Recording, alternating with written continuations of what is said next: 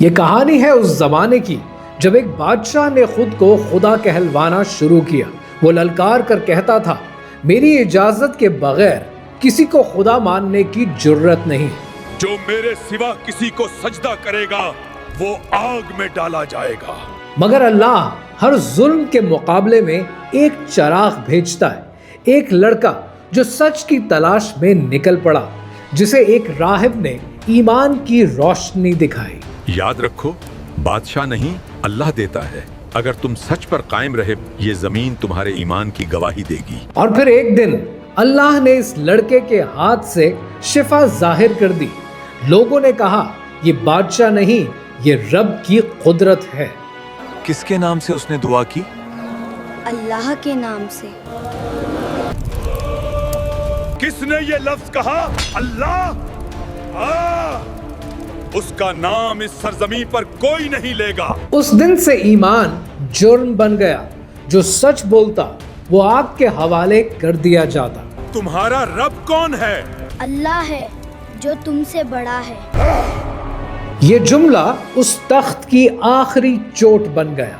بادشاہ نے اسے مارنے کی کئی کوششیں کی۔ پہاڑ سے گرایا گیا مگر وہ بچ گیا، سمندر میں پھینکا گیا مگر وہ واپس آ گیا، کیونکہ جسے اللہ رکھے دنیا کی کوئی طاقت اسے نقصان نہیں پہنچا سکتی۔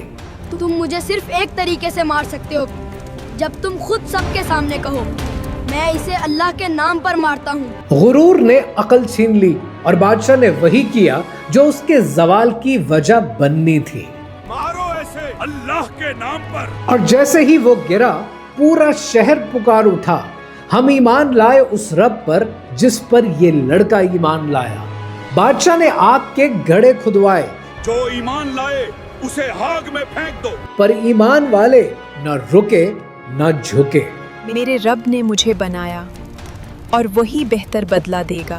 آگ نے جسموں کو جلایا مگر ایمان کو چھو بھی نہ سکی۔ جب لپیٹیں آسمان تک پہنچی، وہ بادشاہ جس نے آگ جلائی تھی وہ خود اس آگ میں جل گیا۔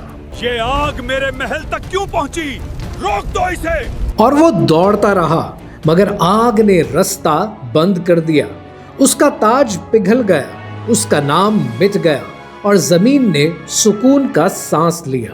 یہ کہانی آج بھی گونجتی ہے کہ اللہ کے بندے جلائے جا سکتے ہیں مگر جھکائے نہیں جا سکتے۔ ایمان کو آگ نہیں جلا سکتی بلکہ ایمان آگ کو بجھا دیتا ہے۔